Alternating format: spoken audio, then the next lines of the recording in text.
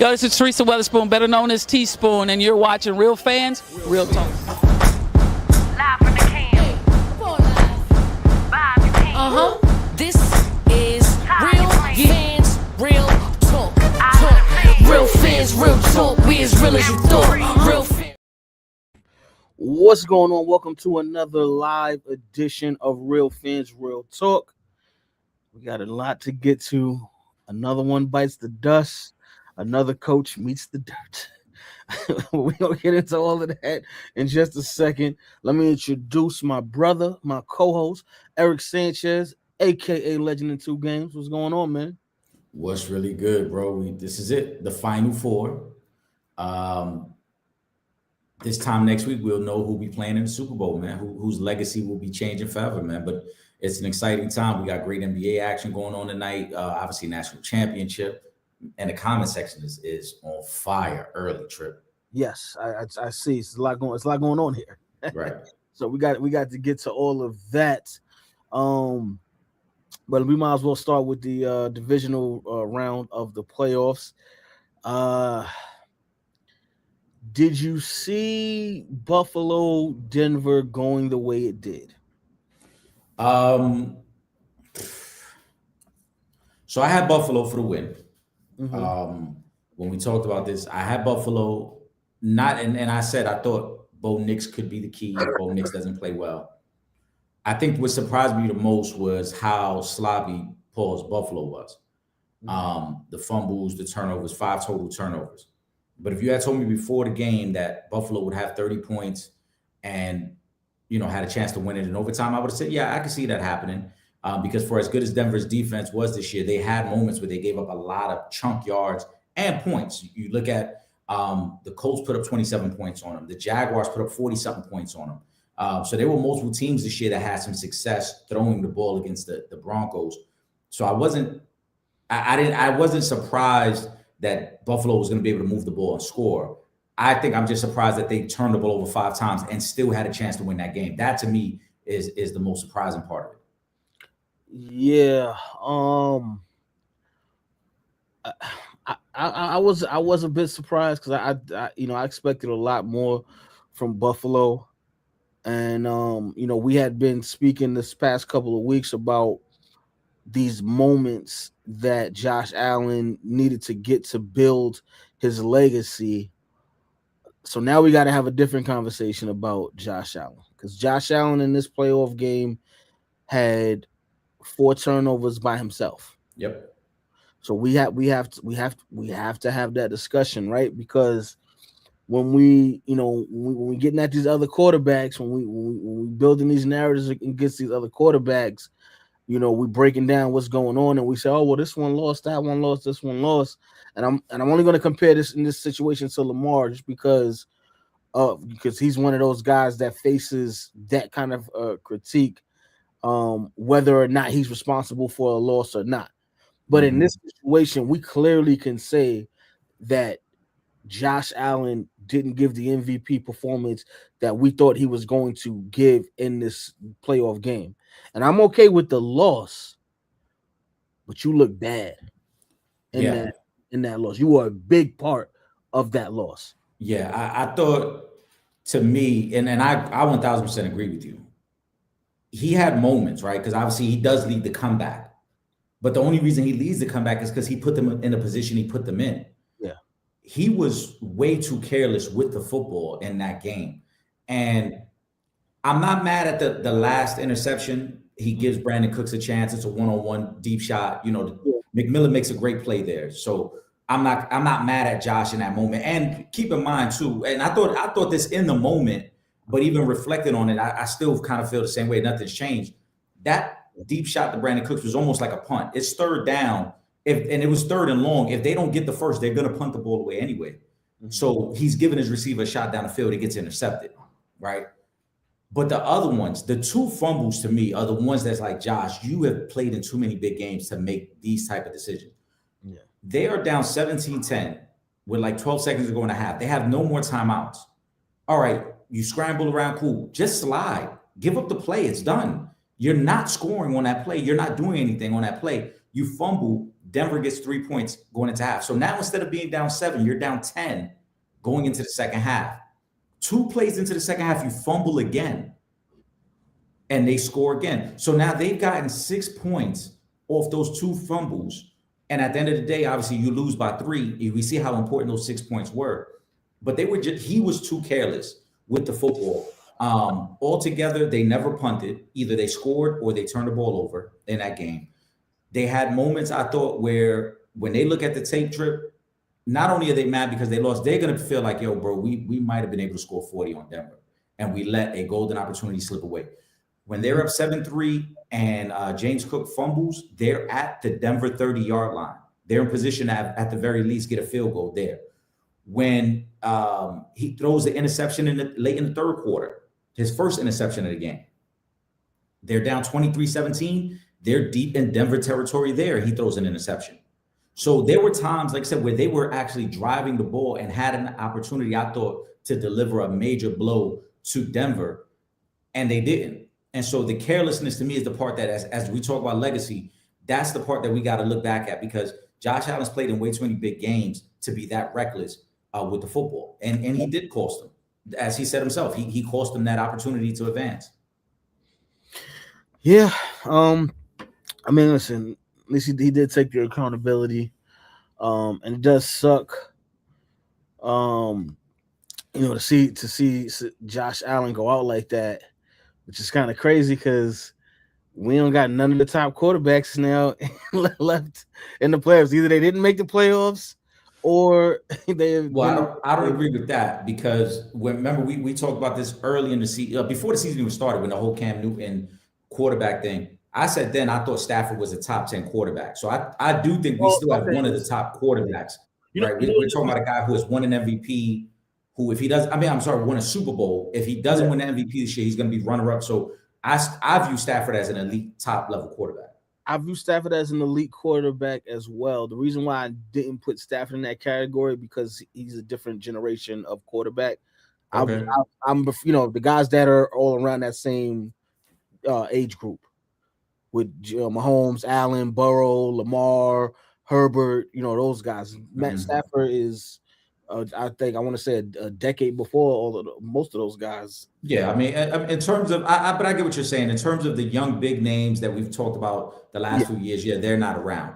Stafford, Stafford is, I think after Aaron Rodgers, he was the second oldest quarterback this year. Well, we're not counting Phillip Rivers, obviously. Wow. But in terms of quarterbacks this year, I think it was Aaron Rodgers and Matthew Stafford, who's 37 years old. They were the 2 oldest. So yeah, I get your point on that.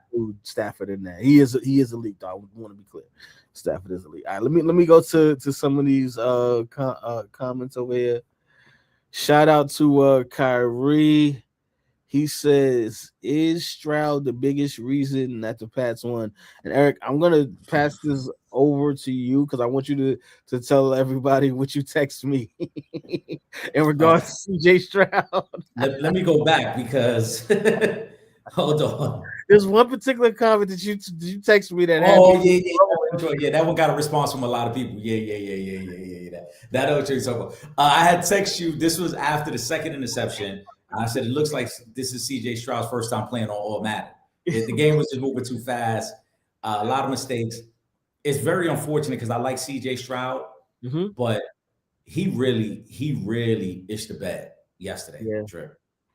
And we talked about him in that wild card weekend against Pittsburgh, where we said, hey, the only way Pittsburgh can hang around is if CJ Stroud throws him a couple picks, because that defense is too good. This week, I knew it was going to be tough. I had picked the Patriots to win, but I thought this Texans defense was going to be really, really tough to score on. And, I mean, he made it easy because he threw a pick 6. He gave them short field. I thought their defense kind of hung on as long as they could. Drake May wasn't great either. The pressure got to him. And they're going to have to figure something out. Will Campbell was their first-round pick this year. Will Anderson really dogged them this weekend. Really dogged him this weekend. And you can't beat a cornerstone left tackle when you have a franchise quarterback like Drake May, and you're getting beat as often as he was getting beat. I'm sure that's something that Mike Vrabel and I'm going to have to work on going into that Denver game, because Denver's a really good defense as well. But in terms of CJ Stroud, man, they're going to have to make a tough decision on CJ Stroud. And he had a great rookie year. He hasn't looked the same the last 2 seasons. And when you look at that defense, that's an all-world defense, right? They were only giving up 17 points a game this year. They're an elite level defense. I know Nico Collins didn't play. I know Dalton Schultz got hurt during the game. But you still got to be smart as a quarterback. You can't turn the ball over as careless. Like there's that one play where instead of just taking the sack or throwing the ball away, he just throws it up. And that's what leads to the pick six. Like you just throwing the ball up like a little kid who doesn't understand what the game of football is. Just take the sack, throw the ball away. And so he was just way too careless. And he's one of the biggest reasons, I think. I don't want to say him alone because I thought Mike Vrabel, I thought their defense did a great job. They found ways to get pressure. They got up in the receivers. They did a lot of great things. But CJ Stroud was bad. Yeah. He's another quarterback that we're gonna have to have that conversation about for pretty much everything that you mentioned there. He had a spectacular rookie season, but since then it has been on a decline, which is, and I'm going to speak about another quarterback who was in that same draft class, and Bryce Young, who started out low at the bottom, and he's been on the incline. And so now we might even have to revisit the conversation about those two and who's the better quarterback, because he's on an uptick and CJ's on the downtick. And we saw Bryce Young play his first playoff game this year as well, and although they lost, he didn't look bad in the game. CJ, you know what I mean, on the other hand, I mean, 4 interceptions, there's no way you're gonna win a playoff game throwing 4 interceptions. I'm sorry. Now, I'm not gonna blame everything on CJ, and I'll give him a little bit of grace because supposedly, or if it's true that supposedly he was hurt, or not 100% or even anywhere close to being 100%. So I'll give you a little bit of grace on that one. Especially when you look at, they got absolutely nothing from the running game, like nothing. So I get, when you don't have, when the running game is not going, you're gonna force more plays, and that can lead to more turnovers. Unfortunately, this ain't the time of the year where you can afford to get 4 turnovers from your quarterback. So there's the problem with that. But yeah, the defense played all right for the most part. I mean, 28 is still a lot, but the defense played all right. Even with Drake May, I know you spoke about Drake May, but Drake May still had a pretty solid game with 3 touchdowns to one interception. But yes, I don't know what's up with CJ. I don't want to just say, give the excuse of, well, this receiver's out, that receiver's out, because we don't give other quarterbacks that grace to say, oh, well, this guy was out, this guy was out. No, you either step up and guys got to, next man up, and they got to do their thing, or this will be the end result. The same way we say, damn, Patrick Mahomes went from Tyreek Hill to a bunch of third-string wide receivers at best, but he still continues to win up until this season, obviously. But but it's. I mean, granted, you don't have your guys, the production is going to tail off. I think what bothered me the most about CJ Stroud was just, again, how careless and like lost he looked. Yeah. Right. CJ Stroud. I mean, correct me if I'm wrong. I remember as a rookie, he would scramble around. He would extend plays. He would move around. He doesn't do any of that anymore. That's why I'm confused as to what's the change in CJ Stroud from his rookie year to his sophomore year to now, because it's getting worse. We're not seeing those big plays, those extended plays that we were seeing this rookie year. And I get it. It's always sometimes you get that surprise, factor your rookie year, and then guys kind of figure you out. Some teams have played you multiple times, so they know what to do in certain situations.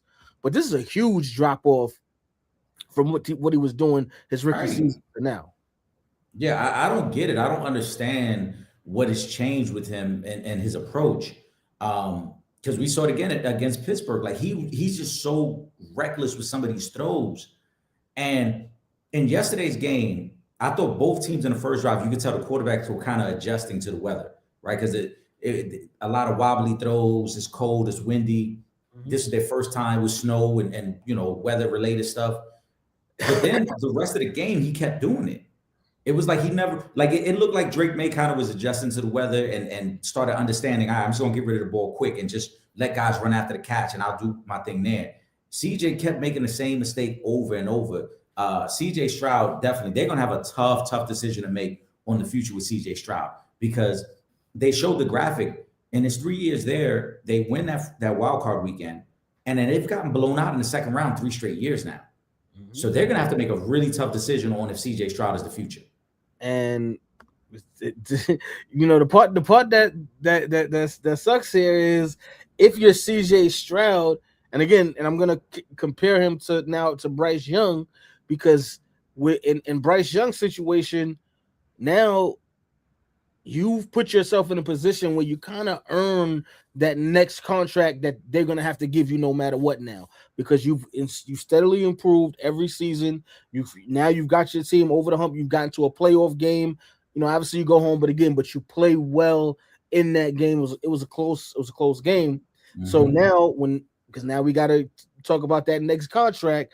You've put yourself in a position to where, we got to have that. We're going to have to take care of Bryce. Yeah. With CJ, you've kind of put yourself in a situation where they could lowball you if they want to on yeah. So, and obviously, we I want everybody to get the bag if you can, but because of your play being on a decline these past couple of seasons, in addition to you missing time. You know what I'm saying, here and there, and starting to miss more time. Now it's like, we can, instead of giving him this 5-year, $250 million deal, let's let's offer him 180. Right. Let's give him 175, 180. We can give him a little guaranteed money, but this ain't gonna be nothing too crazy, and you're giving them that opportunity to lowball you now. And obviously, you can leave and go someplace else. But guess what? The mother was 27 teams and watched you play these last 3 years as well, just the same way your own team is.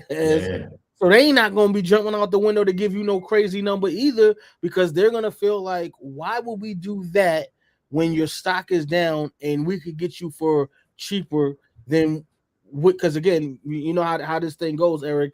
The next tier of quarterbacks, the bag goes up, the bag goes up, the bag goes up, the bag goes up. And this is that next tier of quarterback, but you kind of played yourself into a situation where, they can throw some low numbers at you and say, you know what, well, you haven't really done much of anything for us lately. So, you don't want to take this 180 for the next 5 years, then, all right, whatever. We'll let you walk. We'll franchise tag you, and then you're stuck here. And if somebody wants you, they're going to have to give them 2 first-round draft picks for you, and then we'll draft our next quarterback. Yeah, they like I said, it's going to be tough. He has not played well in those moments, and the Bryce Young comparison is great because Bryce, for as up and down as he's been, he showed up in that moment, right? He played well, and they, again, same as CJ, kind of, we're underdogs against a team that people were expecting to make a deep playoff run. And Bryce had his team on the cusp of winning. They didn't get the defensive stop they needed to win. Mm-hmm. On the flip side, CJ looked bad in both these games. And had it not been for their defense, they might not even got past Pittsburgh. Exactly. So that's really the difference in this, that they're going to have to evaluate him in that sense of, we know our defense is capable of winning a championship, but do we have the right guy running the show for us to do that? Yeah. So questions going to have to be answered. Shout out to Will. Will says that Houston defense is awesome. It's a shame that they will waste it. CJ gave up the ball 4 times, and the defense gave up 0 points after those 4 turnovers. I mean, you said it, Will. Like, that's why, Eric and I both saying some decisions are going to have to be made. Yeah. Let me go to this next comment. Squeezy says, what's going on, man? Who is the right coach for Josh Allen? how should we view Josh Allen right now? I'm gonna be honest with you.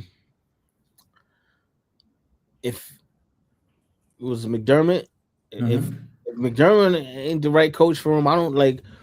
What would you say is the right coach for Josh Allen? Because I mean, McDermott got you to your first MVP. You know, obviously, we know they could, you know, do better on the wide receiver end.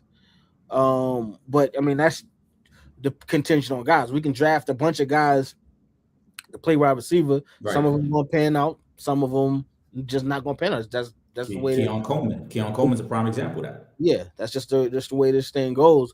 So I don't know if there's a coach where I say, "Oh man, yo, they got this coach now. The Bills about to win the Super Bowl." I don't know if there's a coach to just throw in there because he had a very good coach.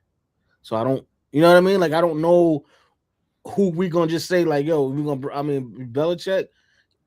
Okay, I mean, Nah, it won't be. Nah, I'm saying, but like who? Because I'm just naming the top coaches, right? Because he had a really good coach in McDermott.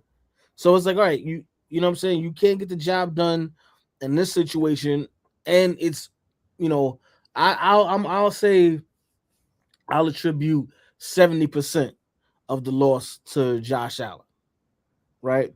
Because now here we go this week, where last week we didn't have a good game from James Cook. James Cook came back this week, did his numbers. He looked like the running back that led the league in yards for scrimmage this season. So you had your running game back. You didn't get the job done, and I can't even say this is a coaching thing. This is you. There's nothing that McDermott could have said that would have stopped you from fumbling the ball twice. Right. You know what I mean? That's not a situation where he called the wrong play and you fumbled. No, that's on you. You fumble in the football. So I can't even give you that. And then on top of that, the other part to that is the defense.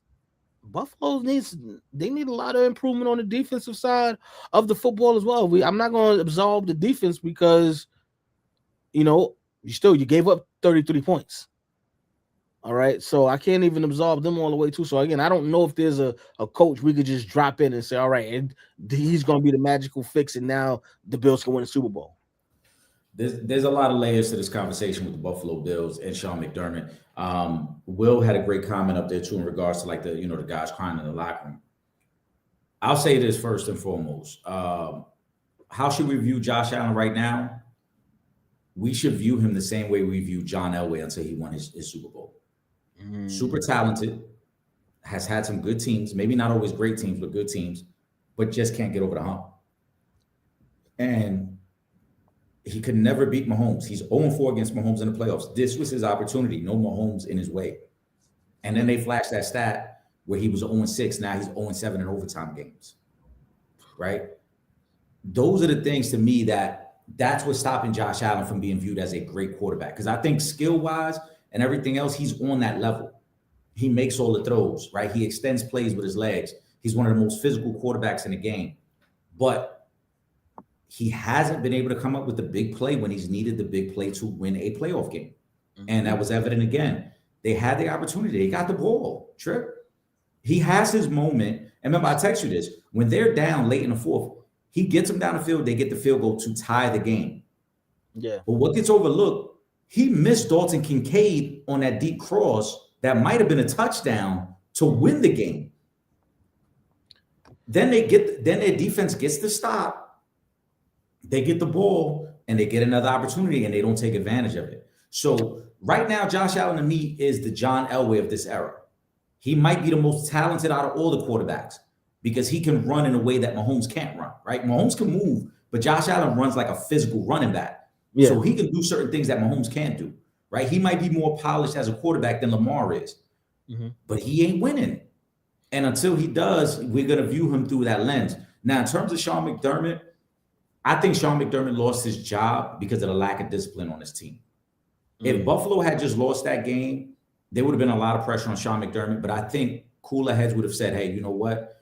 Like you said, Trip, certain things are out of the coach's hands, right? Like your quarterback turns the ball over 4 times. It ain't really how are we blaming McDermott for those moves, those decisions?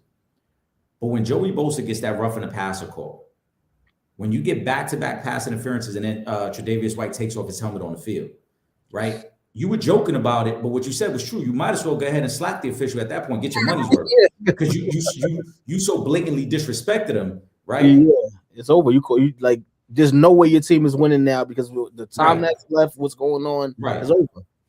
But I think that's what got Sean McDermott fired. I think when ownership looked at it and said, all right, it wasn't that you lost. It was the meltdown that took place. Yep. It was the fact that the veterans on this team, Tre'Davious White taking his helmet off, Bosa, a roughing the passer. Mm-hmm. When the ball's clearly out of Bo Nix's hands and he hits him, like those are the things that point back to the leadership and say, all right, maybe the coach just has lost his grasp of this team. What he's going to need, Josh Allen, is the same thing. And I said Elway for a reason. He's going to need the same thing Elway got. When Elway got Mike Shanahan as his coach, who was an offensive mastermind, and learned how to kind of distribute the workload, pause amongst everybody, that's what changed things for John Elway. Because we talk about John Elway winning 2 Super Bowls. They already had Terrell Davis on that team. They already had Shannon Sharp on that team, right? They had Rod Smith. They had great weapons. It's just for whatever reason, Elway couldn't get over that hump until Shanahan brought in an offense that kind of said, listen, we're going to spread this around to everybody. And you don't have to be Superman. Rely on these skilled guys that you have with you. And that'll take our team to the next level. I think that's what Josh Allen's going to need. Are they going to need receivers? Yeah. The other thing Buffalo hasn't addressed in a long time, or hasn't been able to find, I should say, in a long time, is a pass rusher. They keep going after these veterans that are on their last leg. They had Von Miller in a couple of years ago. They got Bosa in now. They need that elite guy. They got some good young guys, Russo, Ed Oliver. Those are good guys, but they need an elite, game-changing pass rusher. They don't have that. And when you combine that with the fact that they don't have an elite corner, right? They don't have an elite linebacker. It's like you got a bunch of good guys, but you don't have the guy on defense. So they're going to need to find one guy on defense that can be a game changer for them as well. Because you look at some of these games too. Again, we're asking Josh Allen to consistently get you to 30 points to have a chance to win. You need a little bit more balance on the team. So they're going to have to bring in a coach who can bring more balance. With just 20 points. Right. With just 10 points. Right. That's what I'm saying. You need, in order to win a Super Bowl, you see it every year, you got to have some sort of balance. Some nights it's going to be the offense, some nights it's going to be the defense, right? The Rams had to put up 35 points to beat the Panthers. They only had to put up 20 to beat the Bears, though. So you need that type of balance, and right now Buffalo doesn't have that. Now let me ask you this, because you mentioned the late hit, the roughing the pass on Joey Bosa, because I didn't see where Bo Nix gets injured at. Was that the play that he got injured on? It's possible, because he was still in there. He stood in, but remember, after the roughing the passer, the next play is the pass interference on White. Yeah, he didn't on the pass interference on White. He just really took 2 steps and then like kind of lofted up to give his receiver a jump ball. The cameras didn't catch him limping until after the kneel down. So it's possible that it may have happened earlier, but the adrenaline kept him going. And then as the game settles down, he's like, oh man, something ain't right with my ankle. But it's crazy that it happened the way it did for them. And it's super unfortunate because you play that type of game and then you literally lose your quarterback on the last play of the game. Yeah. And when you're going to the AFC Championship game. And so now we got to have this next discussion. Does Denver have a chance in hell with Jarrett Stidham as their quarterback going into this AFC Championship game? And keep in mind, you do get to play it in Denver. Yeah. That's the only thing you got going. Well, I mean, you got your defense going for you as well. But that offense, I think it's going to be in shambles. You get the game at home. You get at least a week to prepare, right? It's not like he's coming off the bench cold. You're going to just create your game plan. For Sean Payton, this got to be the best coaching job you've ever done, because you got to coach this guy up in 1 week to get him ready. That Patriot defense is no slouch as well, so you got to figure that part out. The crazy part is Jarrett Stidham actually once played for the Patriots.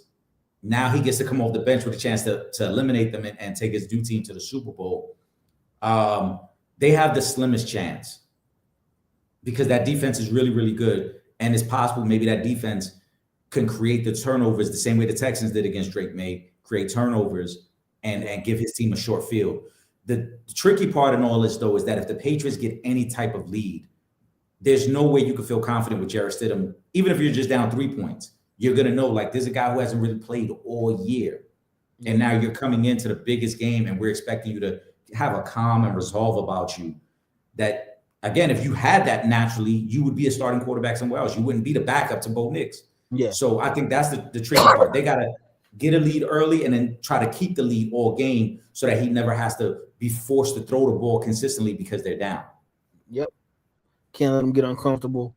Will said the Bills' overpouring of tears shows me that the locker room doesn't have the toughness it needs to get to the next level. That starts with McDermott. Flores would fix that. Yeah, he would. I don't know. Me and Will, we had a text exchange about that. I'm not going to hold it against the guys for crying because we don't know what's going on in that locker room. Yeah. And I gave Will this example when he and I were texting with that a couple years ago. Well, more than a couple years ago now, but we all remember the Atlanta blown Super Bowl to the Patriots. Mm-hmm. There's a famous clip from that media week when Tom Brady's talking about his dad as his hero and all those type of things. And Tom Brady was emotional before the game. But then we found out after the game that his mom had been battling cancer all year. Mm-hmm. So it's possible that there might be more to this situation because Deion Dawkins didn't start crying until one of the reporters told him, hey, Josh is taking it really tough, and Josh said he let the team down. And then Deion Dawkins starts crying. So it's possible maybe Josh Allen's dealing with something away from the game that the team knows about, but maybe we just don't know about it. Maybe that's why he was so emotional. So, but I don't think that speaks to a lack of toughness. I think the lack of discipline is the bigger issue. That's the thing that to me is what really did in McDermott in this situation. Would the Bills trade for Tomlin? I wouldn't if I were the Bills. And here's why. There are so many holes on both offense and defense that you guys need to fill. And it's going to take a first-round pick at least to get Mike Tomlin. I would not waste a first-round pick on Mike Tomlin. I'll bring somebody in. If I really want Mike Tomlin that bad, I'll wait for the year and then just sign him straight up. If he wants to coach in Buffalo, but I'm not wasting draft picks knowing that we barely have a third string wide receiver, let alone a number 2 or a number 1. You mentioned we need a linebacker, we need pass rushers, we need cornerbacks. There's so many holes that need to be filled within the Buffalo Bills offense and defense that if you were to waste a first-round draft pick on bringing in a coach, that would be crazy to me. Well, first, I think it would take even more than just one first-round pick. I think Pittsburgh would really try to stick it to Buffalo in this situation because there's no way Pittsburgh is going to let Tomlin go to Buffalo knowing that they're a Super Bowl ready team right now and not at least try to fleece them for a couple of picks. Are they going to tax you? Yeah, they're going to tax you because again, they know you're walking into a Super Bowl ready team. Yeah, so that's one. And that's what I'm saying. At least the first round, at least one. Yeah, so that's first. Secondly, to my John Elway analogy, I think what Josh Allen needs right now is an offensive-minded head coach. Sean McDermott is a defensive-minded head coach. He was a defensive coordinator before he took the Bills job. Mm-hmm. What he needs, I think, is like that true partnership with the head coach that's more offensive-minded. Tomlin wouldn't bring that, though I think Tomlin is great. The irony in all this, and this is why also another reason why I think the firing of McDermott is tied to the discipline of the team. If Harbaugh or Stefanski, who are the biggest two names, and Tomlin, of course, but we know Tomlin, you got to trade for him. Yeah. If they would have got any rumbling that, hey, the Bills may fire their head coach if they don't win it all, there's no way I think Harbaugh takes the Giant job. Not yet anyway. I think he would have waited. But that's why I don't think that anybody saw this coming until Buffalo just said, you know what took place on the field, that's unacceptable. We got to move on. Because I'm sure Harbaugh's agent was feeling around, and checking who might be firing their coach. Because there was rumblings that Nick Sirianni might lose his job. You know what I'm saying? So there's been rumblings of several current positions that could have been open. If they thought in any way, shape, or form Buffalo was going to be one of those, Harbaugh would have waited. Now, what do you think about McDermott to Baltimore? I like it. Buffalo, to me, Flores to Baltimore is my number one. Yes, agreed. But if you bring McDermott there, I'm okay with that as well. McDermott has had a lot of success. I think Baltimore's roster is ready made. And again, because he's a defensive-minded head coach, he can come in and try to upgrade some of the things they got there. So I would be okay with that as well. Exactly. All right. Let me go. Hold on, 'cause I think we missed something. Let me go back up. Okay. This one's for you, Eric. Squeezy says the Knicks are down 75-47 as I'm typing. This and the crowd is booing them. Is it just dog days of the season, or is it more? Right now, the score is this game's over. Yeah, it's a 95. This one's pretty much over. So, Eric, is this just dog days, or is this something more? No, there's something more. There's a real issue going on with this team right now. We talked about this a little bit last week. Mike Brown calling out Karl Anthony Towns after that game against was that Sacramento. Mikal Bridges and Karl Anthony Towns have been seen getting into it several times on the court in regards to defensive effort. This team, there is something going on in that locker room. And I don't know if it's just, oh God, maybe Mike Brown is catering to some guys more than others, whatever the case may be there, only time will tell. But there is something going on with this team. And it started shortly after the NBA Cup. Mm-hmm. It's not about injuries. I know Brunson's been dealing with an ankle, but for the most part, everybody's been back. Hart has been back. Dukes and Brad is back. Landry Shamet is back now. There is something going on with this team internally that is going to have to be fixed, whether it's through a trade or there's going to have to be some sort of defensive philosophy that adjusts. But this team is not scoring the way they did. This is another game. When they lost to Golden State the other night, they didn't crack 100 points. They didn't crack 100 points again tonight. This is a team that is struggling, that if you look early in the season, they were consistently getting to 110, 115 a night. Now they can't even get to 100 points. So I don't know if guys just don't understand their roles. I don't understand if guys just are if there's some sort of internal beef going on. But this team does not look the way they did a month and a half ago. And there's going to have to be some changes made, whether through a small trade or possibly even a bigger trade. Okay, because that was going to be my next question to you is, so then what needs to be done in order to fix the issue? And who needs to be brought in and who needs to be sent out to fix this thing? Well, I've always said I wish we would have been able to get a veteran point guard that could play alongside Brunson, because I do feel that times that when the offense gets too stagnant, we revert back to our old habits of just letting Brunson go one-on-one. Whereas I think with a veteran point guard, you would get somebody who could kind of keep you in the flow of offense and keep everybody involved. Obviously, the big question everybody's going to want to know is do you trade for Giannis? Do you make the trade for Giannis? I think we're starting to reach a boiling point with Karl Anthony Towns' defense. And if his defensive effort, I know he's not a great defensive player, but if his effort isn't going to be better, then you can justify saying, all right, we're going after Giannis, because at least we know Giannis is a far greater defensive player. Would you lose spacing? Absolutely. Is the trade going to be tough to make? Absolutely, though. Because I also, a couple of weeks ago, we had the clip that we had up on social media where I said I wouldn't make the trade just because I know it's going to cost you 3 or 4 quality guys on the team. Yeah. But I do feel that this team and this season is in at that dangerous point of this next couple weeks, this could really go left. You could see it in their body language, Trip. You could see it in their effort. They are not putting any effort in these games. It's almost like they're going through the motions. And that's why I don't think this is just the dog days of the season. There is something going on with this team. And at some point, we're going to hear about it. Yeah. They're 2-8 in their last 10 games. They've lost 3 straight. Something's going to have to change, and it's going to have to change fast. They're going to have to make some type of move by trade deadline.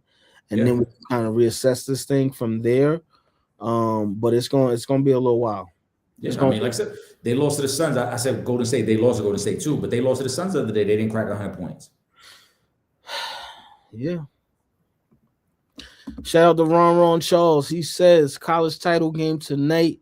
Who y'all like? You think drunk / blunt smoking Michael Irvin gonna act crackish tonight? Well, if they come on, man, y'all can't slander Unc like that. Yeah, he said the crack. He had the crack in there. You know what I'm saying? You could have just said, Hillary Duff or something. You didn't have to say the crack part of it. Come on, man. But I think he's gonna wild out, win, lose, or draw, because that's just who he is. first and foremost. Secondly, who I'm pulling for to win this game is Miami. Reason being, I just don't like the fact that I'm just gonna call it how I call it. I just think Indiana got a bunch of ringers in here. You got 25 and 26 years old. It's crazy to me. College football players are supposed to be between the ages of 17 and 22, not 25 and 26. That's grown damn men that you throwing back out there on the field. I ain't trying to hear that, man. So for that, I'm going with Miami. Indiana probably is going to win this thing because, again, you got a bunch of 25-year-olds going against a bunch of 20-year-olds. It's different. You know, your bodies might not even be fully developed yet, you know, at 19, 20, 21 years old. And you talking about 25, 26, that's grown men, man. I can't in good faith, you know, root for that. Yeah, I mean, that's a separate conversation. And I'm sure at some point during the spring and summer, we're going to have to talk about it. I really don't like the state of college sports in general. I sent you the kid the other day, and I feel bad even calling him a kid. That's what I'm saying. Well, who you talking about? What kid? The dude that's like 28 years old. That's not a kid. Right. You know, I respect the fact that he served in our armed forces because he was in the Navy. And then somebody discovered him and was like, well, you got eligibility. And now he's playing D1 at 28 years old, which is just crazy. But I hate the state of college football. We got Trinidad Chambers from Ole Miss, who's trying to get a 6 year of eligibility right now. That's wild, bro. I'm just saying, I hate it, bro. I really do not like, and we're seeing it in college basketball as well. And John Calipari and Tom Izzo and some of the big coaches have already started speaking out about it, that this is not fair. How is this fair to the high school senior who's trying to get recruited and land a scholarship when you have all these guys that are in the transfer portal, like you mentioned, 24, 25, 26 years old, still getting opportunities, getting medical red shirts, even though they played a couple games? Like, what's going on, bro? So their average roster age is 23 years old. Talking about Indiana. Yes. I just pulled it up right now. The average age of their roster is 23 years old. That's ridiculous, bro. Yeah, and that's what I'm saying, bro. I don't like where we're at with college sports. And that'll be a rant for another day. We'll get to that. But in terms of this conversation, Ron, shout out to Ron. I do think Indiana will win tonight because their defense is top notch. Now that might speak to Tripp's point that, you know, you got fifth year seniors out there who probably, you know, you got 3 teachers' aides out there in the secondary or something. But I'm gonna say Indiana. I've not a big fan of Mendoza, but all he does is win. Their defense is really, really good. And so I'm going to give them the advantage tonight. I think Miami will hang tough, especially in the first half, because the crowd is going to be going crazy. It is a home game for Miami. So I expect Miami to be going crazy out there. Shout out to Michael Irvin, man. Let's not knock him, man. Let's let him enjoy this, because I think he's been a great ambassador for the university. You know, Eric, I'm sorry. I ain't mean to cut you off. They got somebody, and I know it's just a punter, but the punter is 28 years old. Come on, brother. Bro. I ain't even trying to hear that, bro. Listen, well, kudos to him. He probably had to get somebody to cover his shift so he can go out there to Miami to play. The dude probably got a regular job. At 28, bro. Like, come on, man. Nah, this ain't. I'm telling you, college sports it's done, bro. If they don't, the NIL money has ruined college sports, bro.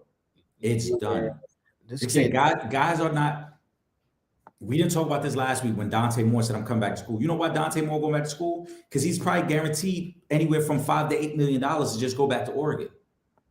What is your right? He ain't never leaving. Yeah. Dudes is getting NIL money. Dudes is riding around campus in luxury vehicles, $100,000 worth of jewelry on. I mean, when we talk about the big man on campus, it don't get much bigger pause than you, Dante Moore, making $5 to $8 million and you still in college. That's ridiculous, bro. Yeah, they some got to get with this. Let me go to this next question. Shout out to DeLorean. He says, "What do you make of Caleb's performance?" Um,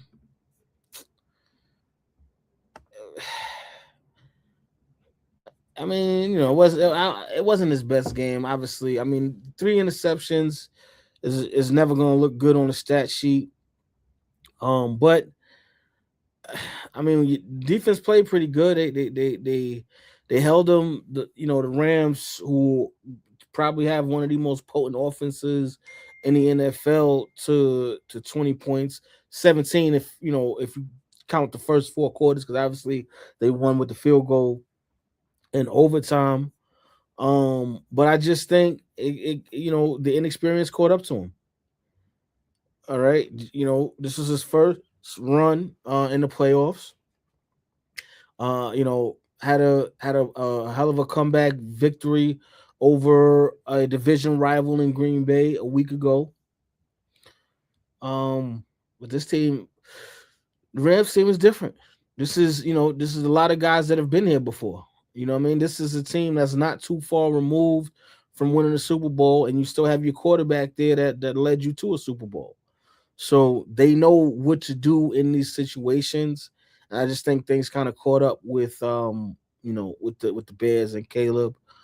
And they lost. But I wouldn't put my hat down too much, because I do think they'll be back. I think we're seeing what we thought we were going to see from Caleb Williams after struggling his rookie season.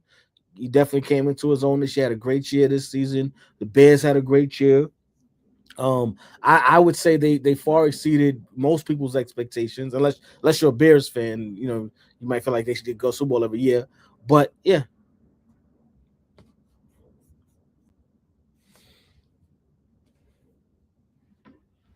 Even Bears fans didn't expect this. This far exceeded, like you said. I thought, in terms of Caleb's performance, it was a great performance. I would give it a B plus. The turnovers are the only reason I don't grade it an A. Now, to be fair, 2 of those turnovers I don't think were really on Caleb.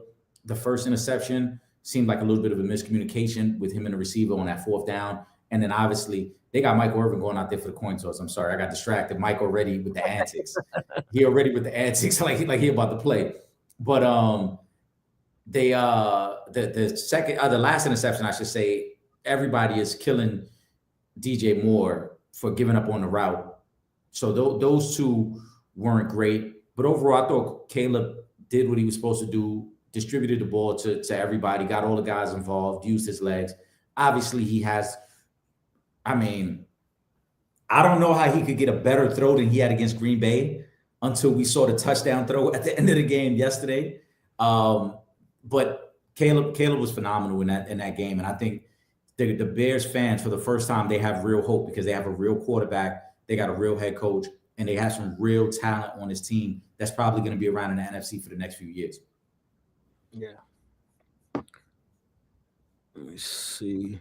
Shout out to Pooh. She says NBA All-Star starters have been named: Jalen Brunson, Cade Cunningham, Jalen Brown, Giannis, Tyrese Maxey, and then in the West, Luka, SGA, Curry, Wemby, Jokic. Did anyone get snubbed? She says Ant-Man or Donovan. No, because who you taking off? Brunson has been exceptional all year long. So you can't take him off, and it's not like he missed too much time with the injury. He's been balling. And then Cade, the Pistons are in first place. You got to keep him there. So that's your two guard spots. So therefore Donovan's can't make it, at least in the starting 5 anyway. All right. And then on the Western Conference, again, we have to realize there's more than one great player at each position. So somebody's gonna get left out if you're not the best of the best of the best of the best, right? Now, when you look at the Western Conference, the guards in the Western Conference, right? Luka and SGA. We have talked all season long about those 2 gentlemen and Jokic being the front runners for MVP this year. Mm-hmm. Who's getting which one of them spot is Anthony Edwards taking? So unfortunately, it's always going to be a snub, no matter what. There's always going to be somebody who, like I said, people feel should be in, didn't get in, got overlooked. So it is what it is. Maybe Donovan, but again, who are you taking out? that's what I'm saying. There's not real. I mean, unless you want to. Well, I mean, it would unless you want to argue Steph for Anthony Edwards. I guess Steph is averaging 28 a game. You know what I'm saying? But that's what I'm saying. But then it don't matter. That's what I'm saying. There's always going to be somebody snubbed. It doesn't matter. It's never, like I said, there's so much talent in the league. This has always been a debate every year that we have this time of year, because there's always going to be somebody left out. And this is not a situation where, like, let's say the years that we had where AI was injured most of the year but still got voted as a starter, or Vince was injured most of the year and still got voted as a starter. No, these are guys that are playing at a legitimate MVP level. So, you know what I mean? Yeah, maybe I could make a case for one of these guys being a starting five, but the reality is the people that were named as starters deserve their spot. Listen, the better question we need to be having, I sent this to you and Will. There are 2 NBA starters who actually voted in Bronny James to the All-Star team. That's embarrassing. We need to know who the hell those 2 NBA guys are. Disrespectful. And was it a joke? Like, how did you land that? What made you think, we're going to vote Bronny in? It was probably one of our supporters that did it just so we could talk about it. No, they said the vote came from 2 actual players. I know I have no idea. We need to investigate Clutch. Clutch is behind this. LeBron got 2 clients that say, "Hey, go ahead and." So this is LeBron and Anthony Davis that voted for this. Yeah, they might be the 2 guys. Holy smoke! Oh my goodness! Let me go to this next comment. Let me go to this next comment.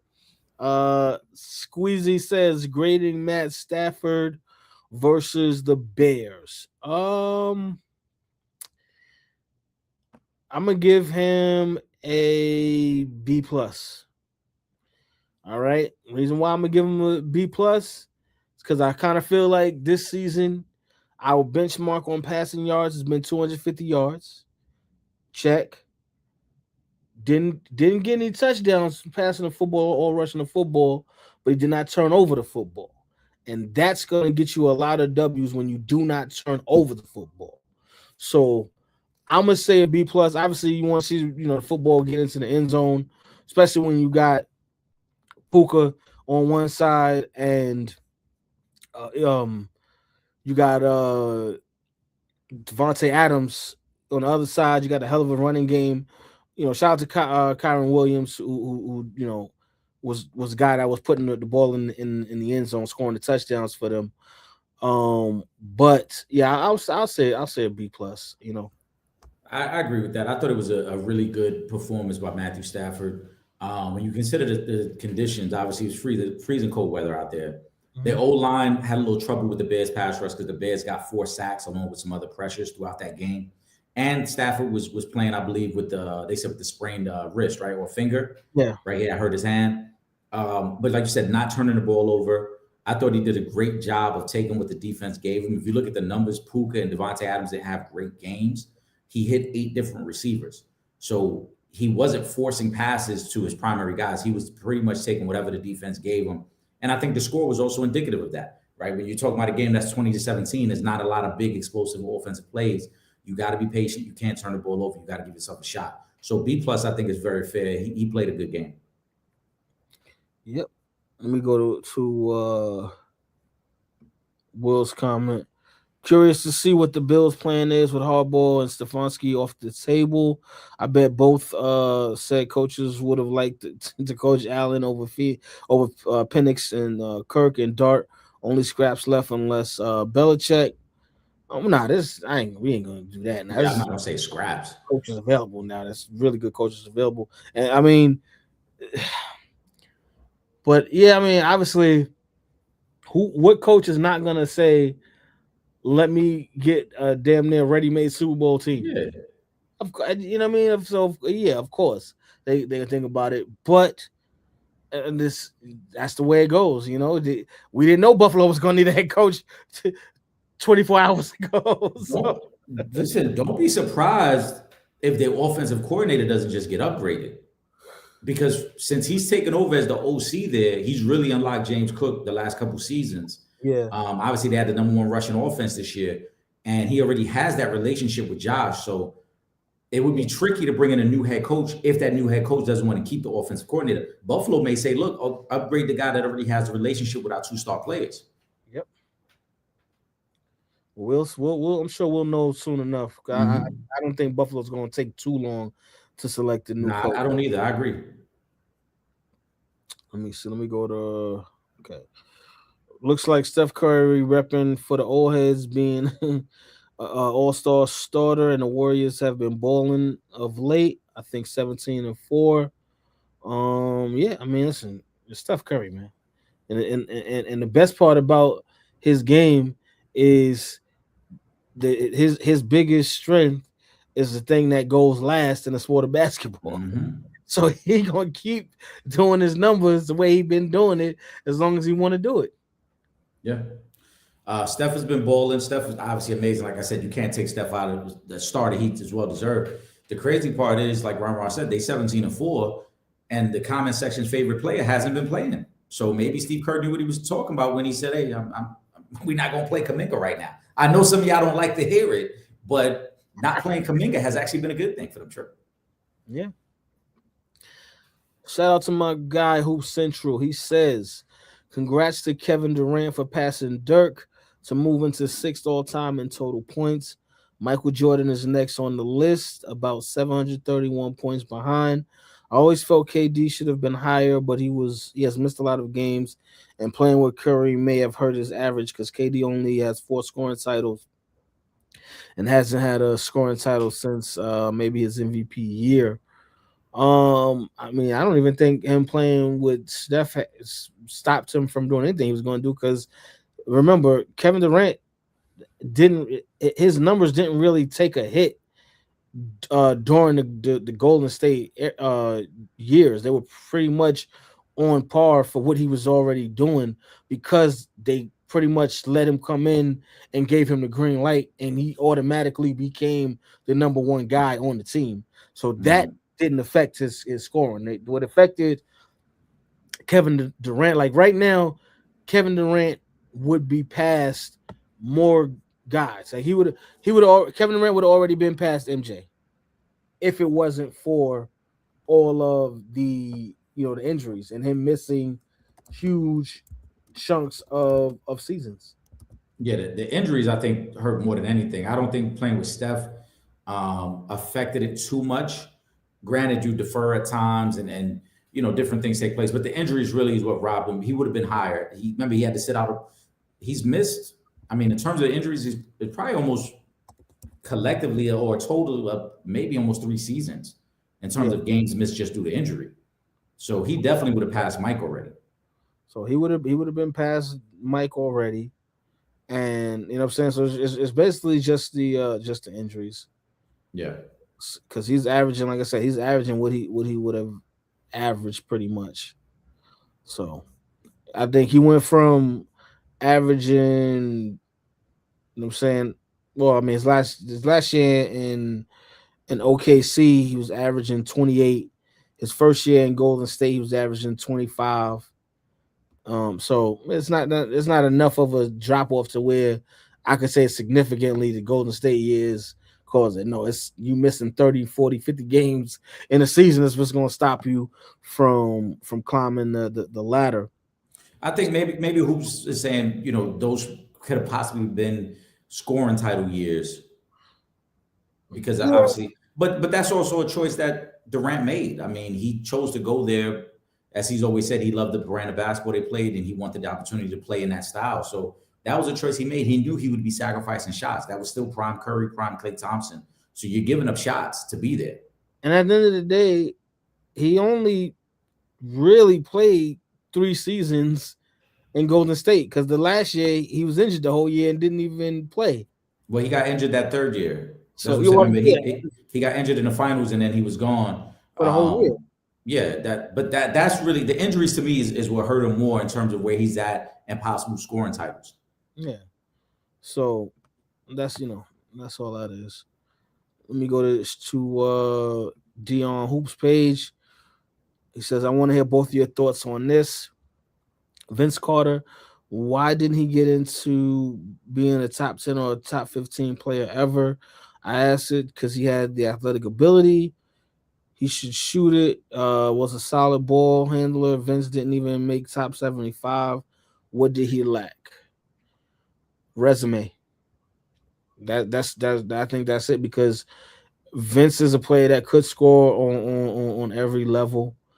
Solid defender, but he just doesn't have the resume of his counterparts. There's no MVPs. There's no defensive players of the years. I believe he does have a couple of All NBAs, but there's no all defensive teams. There's no championships. There's no Finals MVPs. So it's resume. If you ask him what separates him and why he's not a top even 75 player, is resume. Vince was just always really good. Yeah, he was a superstar. Mm-hmm. Superstar was based off of his athletic ability and how he could just dunk that basketball on any and everybody. But as far as where he was amongst his peers, he was really good. Really, really good player. Super, highly skilled. I think just the real difference between Vince and a lot of other guys, Vince never just had that dominant gene about him. You look at other guys in that era that we talk about, the Kobe's, the T-Macs, those guys wanted to be dominant. And I think Vince always came across as I'm good, I'm skilled, but he just never exhibited that type of mentality. So maybe that's what held him back. I don't know. I don't know. It's tough to say top 10, top 15 ever. First of all, we got to realize the on whose page we're talking 75 years of basketball. To be a top 10, top 15 player, you have to truly be one of the best during your era. Look at the highlights from this is the highlights from Vince Carter's resume. 8-time All-Star, Rookie of the Year, All Rookie First Team, Slam Dunk Champion, and then he has one All NBA Third Team appearance and one All NBA Second Team appearance. That's not going to get you top 10, top 15. That's what I'm saying. I love Carter like that. Right, but even think about what we're talking about though. To be a top 10, top 15 player, we struggle with this debate all the time because there's so many great players. You know how many people you would have to be better than just to be in the conversation? You literally have to be a top 3 player ever of your era just to even be in the conversation. Because here we are now in 2026. We're still putting Bird and Magic in that top 15. Them dudes ain't played in over 30 years. You know what I'm saying? We're still putting Bill Russell and Wilt Chamberlain. Them dudes ain't played in over 50 years. So for you to get to a top 10, top 15, you have to truly be one of the top 2 or 3 players of your era just to even be in the conversation to be talked about as a top 15 player. Vince was good, but during his era, was Vince ever better than Kobe, Allen Iverson, Tracy McGrady? I don't think he was better than any of those guys. I'm going to be honest with you. I don't know if Vince, when you really, start looking and I don't think he's ever been top 5 during his era. I'm not saying all the time. I'm just saying during his era of basketball. And again, I got to really map this thing out to see if I feel he was top 10. And Vince was a good player, but come on, during his era, AI was winning MVPs. Shaq was the most dominant force in the league. Kobe, Jason Kidd went to back-to-back finals. Tim Duncan, you wouldn't even, and no disrespect to Vince Carter, if we did a starting 5 of his era, Vince Carter wouldn't even start. No, come on now. He start over Kobe. He not starting over Kobe. He not starting over AI. He not starting over Kidd. I don't even think he starts over Ray Allen. That's a great comparison because people forget how good Ray was. Yeah, you gotta go back to the Seattle years. Not just people look at Ray Allen. Milwaukee and Seattle, Ray Allen was a different. Milwaukee and Seattle, Ray Allen was a different player. Yeah, that's what I'm saying. So I don't know if he's ahead of Ray Allen. So and that's now. So you're talking about now we got to make the argument for you got Kobe, AI, T-Mac are all guards, shooting guards during that era. Now you're throwing Ray Allen. That's 4 guys. You wouldn't even make the All-Star team then if that's the case, because as the 5th shooting guard in the pecking order, you wouldn't even make the All-Star team. And that's again, I still gotta like look around and do the math and see what's what, because maybe another guard that's ahead of you too. I gotta really look into it. It might be another shooting guard, but excuse me. But those 4 guys, right there, it's like there's no way you can't be top 75 if in your era you're maybe the 5th best shooting guard. You're not going to be top 75. That's why when you read down the resume, you see there was no first All NBA teams. No. There was no second All NBA teams. Does he have a second? Nope. He has he had 1 second All NBA team. Right. So 1 second and 1 third. That to me is a prime example, because remember that gets voted on yearly. That's not one of them things that are at the end of your career. Every year it gets voted on. Yeah. So if every year you're not making first or second team, that's already letting it be known that you probably not even a top 5 guard during your era. Yeah. Like, let me see. I'm gonna go to 2001, 2000, right? 2001. I mean, AI was still the first team. So in 2001, right? In 2001 season, the year that Vince was on the second team. This is who was in the league with him. So when you ask why is he not in the top 75, this is who's in the league at this point. Jason Kidd, AI, Shaq, Chris Webber, and Tim Duncan was the first team that year. Yeah. Now, then you got Kevin Garnett, who I would say is better than Chris Webber. Just that year, Chris Webber made. Well, that was right around the time that Sacramento was getting really good. Yes, right. Mm-hmm. So on the second team, you got Garnett, Mutombo, Kobe, McGrady. Yeah. Okay, and then on the third team, you had Karl Malone, you had Dirk, you had David Robinson, Gary Payton, and my main man Ray Allen on the third team. So it's tough, man. It really is. It's tough. But, yeah, I mean, in terms of, like I said, personally, I mean, we don't know. Some guys, maybe that just wasn't his demeanor to be like, I want to dominate. I know we talk a lot about Rich Paul. Yeah. It's still a solid resume, Hoop Central. Like it's just not like, it's not nowhere near top. It's not 10. Legendary though. Yeah, it's not legendary resume. It's good. It's a good career. 20 years, but that ain't. You know what I mean? It's a good career, but I think one of the things, I know we talked about him a lot recently too, Rich Paul, and those conversations that him and Max have had and that have gone viral. One of the things when he talked about Ben Simmons was really true, because he goes, a lot of guys, their goal and dream is to make the league. They don't have ambitions of being an all-time great. They don't have ambitions of, I want to come in and win MVPs and all this. Their goal is to make the league. And it's very possible that when Vince got there and had some success, he might have been content with that. He might have been like, hey, I'm good. I'm an all-star. People like me. I've had some success. I'm making a lot of money, but maybe it was never to like turn the screws a little tighter and like, let's get to that next level. Like Kobe was obsessed with being great. Yeah. So so you got to look at that. And then when you look at Vince, and again, shout out to Dion Hoops page. He says, maybe I'm saying with Vince's ability, maybe he should have been higher, but thanks for breaking that down for me. But if you look at Vince's career, right, when you talk about top 75, with his resume the same as it is right now, but the only thing we add in is say they win that championship against LA in 2001, Vince Carter's top 75. They still ain't top 10, top 15, but I feel like they put Vince Carter in the top 75 if they win a championship that year. I mean, I think if he did exactly what AI did, if he gets to the finals and at least gets a win off the Lakers, because that's the only loss the Lakers had that whole playoffs, we probably look at Vince differently. because that's what I mean about like having that mentality of like I'm trying to dominate. Even though AI was the smallest guy on the court, AI was trying to dominate. Mm-hmm. Other guys are just content to be there. AI is like, no, not only am I here, I want to show you I'm the best player on this court. Exactly.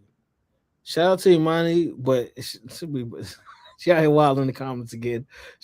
I can't read, pause. Yeah, read this out loud, Imani. I put it on the screen because we got nothing but love for Imani. But that was crazy. I know you did not want me to read that. Okay. That's a great pause, by the way, though. Yeah, so I can respect this. Imani's not from New York, but she gets us, and that's what we love about her. Okay. Central says, Eric, I saw it. That's why I started laughing. Is training hard as hell to play this year. I just seen a new clip. Man, just sit out the year. Why they don't want your light-skinned twin back? I don't know, man. They don't want your light-skinned twin back. What's up with him? He said, nah, Jaylen Brown getting too much love. They talking about MVPs. They in the, you know what I'm saying? They up in the standings. They supposed to be in 8th or 9th place right now without me. He like, nah, I can't have this. I'm coming back this year. He trying to come back. Hoop Central. This is what I was trying to tell Trip and them. It's going to get really, really tricky if he come back because he going to have to be willing to sit in the passenger seat. Right now, it's Jaylen Brown's show. It's his team. And Tatum going to want to come back, and Tatum going to think, nah, I'm getting my 25 shots. It's still my team. So we're going to see how that plays out in Boston. But all jokes aside, I hope he does get healthy because he's a great player. Yeah. And I know I talk a lot of shit about him. But I've always said, it's because I feel like he has another level that he can achieve. I do think Jason Tatum is a really, really good player. So I do hope he gets healthy and gets back on the court. Listen, Jaylen Brown said, we're in second place without you. That's what he's saying out there. I'm an MVP without you. Take the back seat, man. Out of here, man. What you talking about? Will, shout out to Will. He said the QB formerly known as Stat Padford, Matt Stafford, has played the most consistent high-level football all season. MVP, in my opinion, despite an off game yesterday. I was just stop. Don't even go any further. Don't even go. Will, you better than this, Will. You come on. Will know he did that on purpose because he could have phrased that a little differently there. He know he could have phrased that differently. Come on, man. What you trying to do up here, man? Well, I'll say this. Shout out to Will as always. The Stat Padford, to me, that nickname went away when he won a Super Bowl. Because in that Super Bowl season, if you look back, he had 2 game-winning drives in the playoffs. He had the game-winning drive in Tampa to eliminate Tampa, who was the defending champs at the time. And then he had the game-winning drive against the Bengals. Him and Cooper Kupp had a great game. We've always said if Odell Beckham would have been on the field, because he was going out, he was targeting Odell early in that game. Odell might have won Super Bowl MVP that year. But I think in terms of that reputation that Stafford had, that's gone away a long time ago because he's played some great football since he's been in LA. Yeah. Let me go to Kyrie. Of course, we could not go a whole show without y'all talking about LeBron Ramon James. Kyrie says the big question is, will LeBron James be added by coaches as a reserve, and should he take another deserving player spot? I don't believe the coaches would vote LeBron in as a reserve. The only way I really see LeBron in the All-Star game would be, you know how we get to the, All-Star break and a couple of cats get injured and then you got to fill in spots. That's the only way I could see it happening. And as far as the second part to that question, should he take another deserving player spot? If he was actually going to play in the game, then I don't mind. And I'm the reason I'm saying that is because I'm looking at the business of basketball, right? What's gonna help with viewership more, LeBron, or let's say if Evan Mobley was the guy that doesn't make the spot because the coaches decided to fill in one of the injured roster spots with a LeBron James. Who's going to generate more views to All-Star Weekend being there?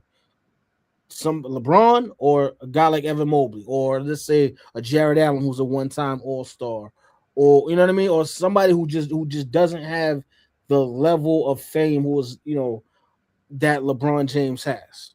That would be my only thing. But I don't think LeBron will be on the All-Star team this year. The coaches are going to add LeBron. There's they are. Let's keep it a buck. But what's his numbers right now? I gotta look at LeBron's numbers right now since he came back. I don't know if you got this game on Trip, but it's getting chippy in Miami. Miami, they are hitting Mendoza after the whistle. He's bleeding from the mouth right now. They going at Mendoza. They sending the house damn near on every play against him. And he just took a big shot after the handoff. I'm surprised they didn't call a penalty on that. The dude lunged into him with his helmet. But should he take another deserving player spot? Kyrie, you've been a great supporter of ours. You know LeBron James does not give a damn about somebody else's deserving spot on the All-Star team. They don't. He does not give a damn. You're talking about the same man that's walking around with a patch that's commemorating his own 23rd season. You talk about that guy? The guy who every opportunity he can to celebrate himself is going to celebrate himself.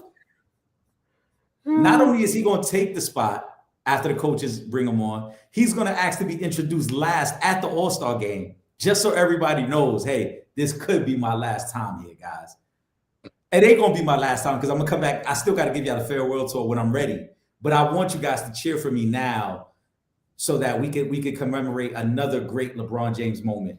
And then they'll use that and they'll package that up in another LeBron James situation. You know LeBron is going. The coaches are going to ask him to go in, or LeBron may even ask one of his clutch friends to say, hey, you ain't been really feeling well, right? Why don't you just sit out this year? You don't need to go. And then take that spot. LeBron will be there. Listen, I'm just saying, y'all want me to talk about this. I just tried not, I was trying to keep it humble with my response. But just, I'm sorry, guys. Y'all do this to yourselves, man. Let me go to Will's comment. Hold on, wait. This one here, this is the one. Terrell Davis and the one-cut zone blocking run scheme that is now illegal in the NFL that Mike Shaney brought to Denver after they chose Elway over Dan Reeves is what got Elway those late chips. Okay, this is in regards to the coaching. Yeah. Can you, Eric? No, that's what I was saying earlier. Yeah, Mike Shanahan, of course, the zone scheme, but it was the whole offensive philosophy because remember, Will, they had all the pieces already. Sharp was on that team, Terrell Davis, Rod Smith, Ed McCaffrey. It wasn't like they had to go out and get more. They just needed to develop a system that could work for Elway and the weapons that they had. That's what Josh Allen needs in Buffalo. And that's also, and to Will's point here, because Denver did choose Elway over Dan Reeves. The rubber had met the road. Those two were beefing for a while. Obviously, Elway, the quarterback, was still in his prime. You're going to take the quarterback over the coach. But what did they do? They went with the offensive coordinator who already had a good reputation and a good relationship with John Elway because Shanahan was the offensive coordinator in Denver before he went to help Steve Young win his Super Bowl. Mm-hmm. They may do the same thing in Buffalo. They may just promote the offensive coordinator knowing that he already has that good relationship. Yeah. Yeah. All right. Hoop Central says, can the Spurs win the title this year? Yes and no. Yes and no. I'm gonna be honest with you. If Wemby is healthy, the sky's the limit for the San Antonio Spurs team. It just is what it is. He's that good. You can make the case right now that when healthy, he's the best player in basketball. Right now, you can make an argument for that. So I'm gonna say yes and no to that. The reason, like I said, the reason why I say yes is because you have Victor Wembanyama. The reason I say no is because you have Victor Wembanyama, and we don't know if he's going to be there in the playoffs. We don't know if he's going to get injured again regular season, and that affects the wins and losses column enough to where, because again, a big part of going on a deep playoff run is seeding and where you find yourself in the bracket, right? So if he's hurt and they're not winning the games that they would win if he was on the floor, that could change things. So that's why I said that I'm up in there. Yes, you know, their ceiling I would say is, you know, the NBA Finals. But again, because I don't know how things are gonna map out with the team with Wemby's health, it's still up in the air for me. I think they can because again, we're talking purely off of talent that's on the roster. Mhm. So based off the talent, yes. Will they? To Tripp's point, it's going to be about matchups. This team is still very, very young. There isn't a guy on this team. Harrison Barnes really the only one, but outside of Harrison Barnes, there's nobody on this team that's ever been, on a deep playoff run. So to think that you're just going to go from never playing those type of high intensity games to winning 4 rounds of the NBA playoffs, that's a lot to ask. In terms of talent, yes, they could compete with anybody. Now, if things break right for them, could they go on a run similar to like OKC when they were super young and came out of the West? Yeah, they could go on a run, but they are going to need some things to break for them the right way. One, Wemby's got to stay healthy.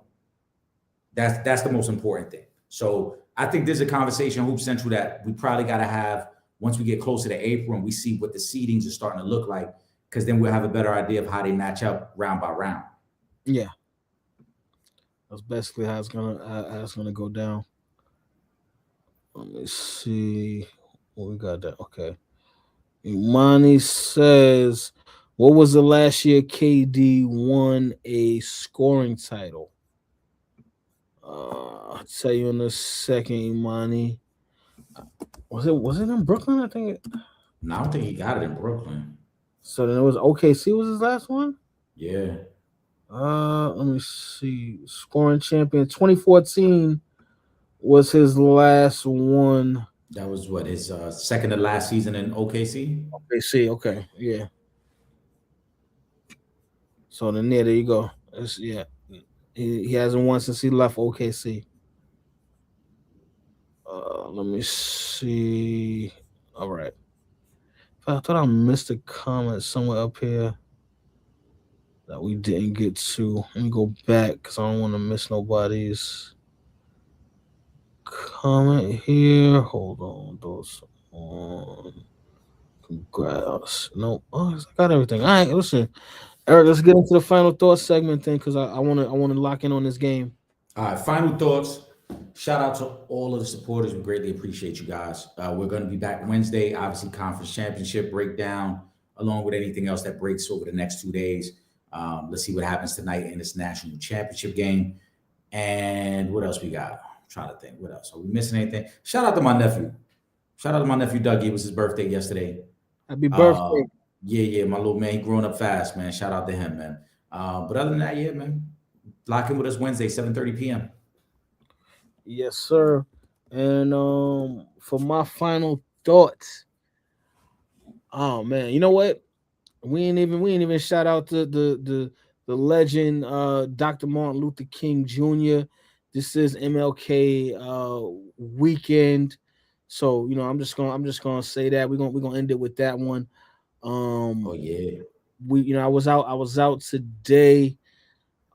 Shout out to Abyssinian Baptist Church. Got to go around. We dropped off food to 3 different shelters today, and we completed the building this library and Lincoln Projects in Harlem, and they cut the ribbon today for that. So I just want to say, shout out to the community, man. We got to keep putting on for our community, keep doing positive things in the community, and keep building for these next generations that's going to come up, because they need something positive to look up to. So, rest in peace to Dr. Martin Luther King Jr. And with that being said, make sure you guys are following us on all our social media: Instagram, Twitter, at Real Fan Talk, Facebook.com/Real Fans Real Talk. And of course, subscribe to that YouTube channel, YouTube.com/For the Fans Productions. If you're not in New York on Thursday nights and you can't watch us on Verizon 43, BPN 2 from 8 to 9 p.m., don't worry. You can watch us from anywhere in the world. Just hit up that website, realfansrealtalk.com. Click the red button on the homepage, and like I said, you can watch from anywhere in the world. And of course, Make sure you guys subscribe to the two best podcasts moving. That's the Real Fans, Real Talk, and the Sanchez Show podcast. We only got a couple more weeks of parlays for the NFL season. But y'all make sure y'all lock in to the Sanchez Show this Wednesday. I'm gonna try to get home in time so I can at least get on for the last 15 minutes of the show. Which I know my work schedule kind of changed up, but make sure y'all locked in on Wednesdays for the Sanchez Show. My main man Will Gordon to be with Eric for that one. Whether or not I can make it back in time, but my two brothers will hold it down still. With that being said, for myself, Trip Young, and my brother, my co-host Eric Sanchez, aka Legend in Two Games, we up out of here. Peace.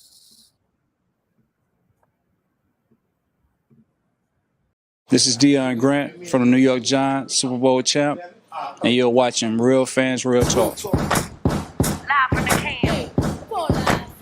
By the can. This is Real Fans, Real Talk. Real Fans, Real Talk. We as real as you thought. Real